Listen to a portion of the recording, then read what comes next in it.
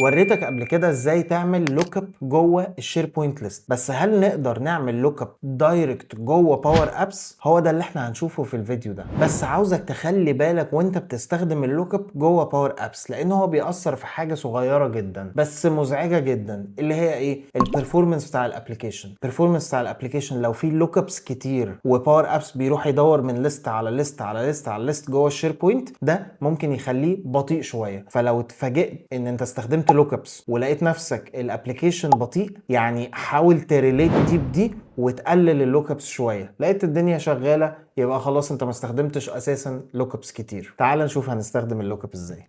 جوه الابلكيشن بتاعي اللي اسمه كيو اي تراكر، عاوز اعمل قصه اللوك اب جوه باور ابس. انا مش عاوز اعملها في الشير بوينت ليست، عشان انت لو انت جربتها وعملتها في الشير بوينت ليست عارف قد ايه هي ممكن تبقى يعني رخمه شويه. بس انا هستخدمها جوه باور ابس، بس خلي بالك من الريستريكشنز اللي قلت لك عليها. طيب انا هنا في اليوز كيس بتاعتي عاوز ادخل على السكرين دي اللي اسمها اديت سكرين، وعاوز لما اختار الديبارتمنت على طول يروح من الليست اللي عندي اللي اسمها ديبارتمنت دي المين ليست بتاعتي اللي اسمها كيو اي تراكر، ماشي؟ ودي الليست اللي اسمها ديبارتمنت، وعاوز اول ما اختار الفانكشن يروح كاتب لي على طول الديبارتمنت بتاعها. انا عارف ان انا استخدمتها هنا ك لان هي بتعمل لوك اب من جوه باور ابس، بس انا لا، مش عاوز اعمل كده. انا عاوز سوري، من جوه الشير بوينت ليست. انا عاوز اخليها هنا تظهر على طول معايا من جوه باور ابس. طيب فهعمل ايه؟ اول حاجه هعملها هروح طبعا للاديت سكرين دي وهلغي البيزنس اريا، هكنسلها خالص، وهلغي الديبارتمنت هشيله خالص، مع ان هو جاي عادي من شير بوينت ليست، بس احنا عايزين نجرب القصه الثانيه. طيب وهروح ازود هنا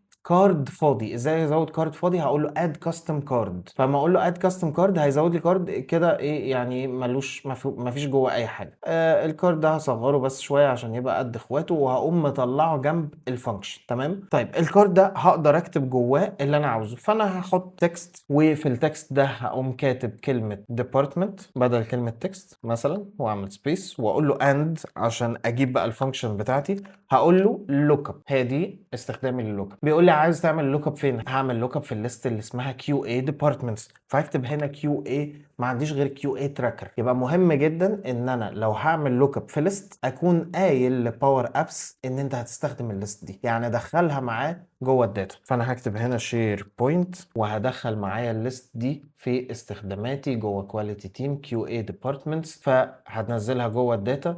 وبعد كده هرجع تاني لللوك اب فانكشن اللي انا كنت بعملها واكتب كيو اي دي، هلاقي كيو اي ديبارتمنتس نزل. ماشي. فقال لي اول حاجه كان محتاج مني السورس، دلوقتي محتاج مني الكونديشن. ايه الكونديشن بتاعك اللي انت بتعمله عشان تجيب على اساسه اللوك اب ده؟ فهقول له ان الفانكشن بيساوي الفانكشن هناك في الكيو اي ديبارتمنت اللي هي اسمها فانكشن بتساوي ايه؟ بتساوي اللي مكتوب هنا. اللي مكتوب هنا اللي هو ايه؟ اللي مكتوب جوه الكارد فاليو ده. حتى مش هغيره، انا هاخده زي ما هو وهرجع تاني للفانكشن بتاعتي وهقول له جوه الكارد فاليو دوت سيلكتد دوت فاليو. تمام كده كونديشن. بعد كده عاوز مني ايه؟ عاوز مني ريزلت. لما الاقي الحاجه دي اتحققت اجيب لك ايه؟ فانا هقول له هات لي ديبارتمنت بس كده، وهقفل القوس على كده. بص اللي حصل، قال لي ديبارتمنت ريكروتمنت. تعال نلعب بقى بالموضوع ده شويه. هعمل اديت وهروح اغير ريكروتمنت هخليه او دي، فبقى الديبارتمنت او دي. هروح اغيرها هخليها ار اي سي ريكروتمنت. هروح اغيرها اتش ار، كتب لي اتش ار اوبس. هنا كتب لي كوربريت، ما اعرفش كوربريت ايه. تعالوا نقفل كده ونكبر التكست اهو كوربريت اوبريشنز. تمام. هاخد دي زي ما هي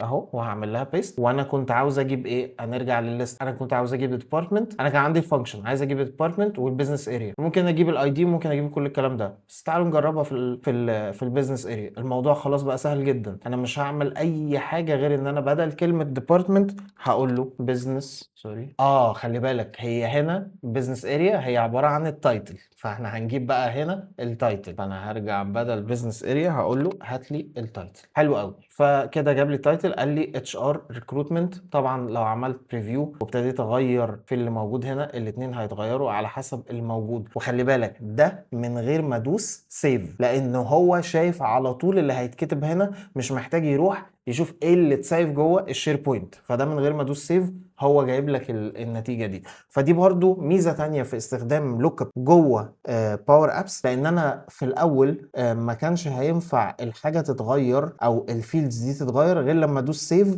فيروح يرفلكت اللي موجود في الشير بوينت ليست. انما دلوقتي خلاص هو بقى موجود يرفلكت على طول ويجيب لي الديبارتمنت. وطبعا ده ما اسموش ديبارتمنت، خلاص بقى احنا عرفنا هنا ده اسمه فانكشن او اسمها بزنس اريا عشان تبقى واضحه وصريحه. بس خلصت كده، عملت سيف للابلكيشن بتاعتي، هعمل ببلش وخلصت الدنيا على كده. دعوتك الحلوه وطبق. سلام.